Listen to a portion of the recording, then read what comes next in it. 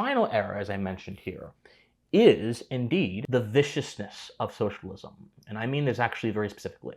So if man is a social creature and our sociability gets us into society, and there are principles that flow from it that enable us to have rights and also enable us to pursue justice, fidelity, truth, all that good stuff that actually guides how our moral behavior should be, then we should also recognize that man is not solely social.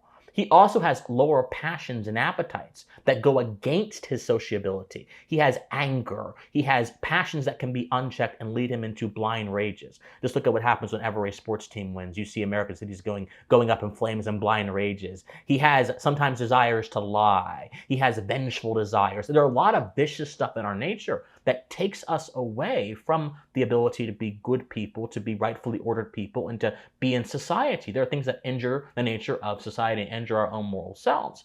Socialism quite literally feeds upon our vicious nature to bring forth an abstract political program. Socialism is merely a result of man's vicious nature unchecked by our social rational condition.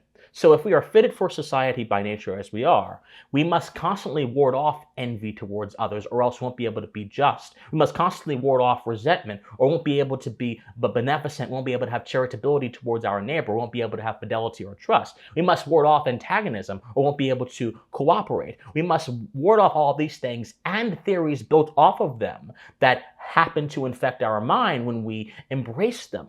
When we fail to ward these things off, benevolent seeming totalitarianism becomes the result, which is why Mamdani can say, I want to get rid of private property because people are being unhoused, and that seems benevolent because he's actually helping people get a house, when in all reality, he's destroying the basis for them to keep their house or get anything else and actually have a claim to anything else, because ownership of the self, which private property is derivative of, is the foundational moral principle of society.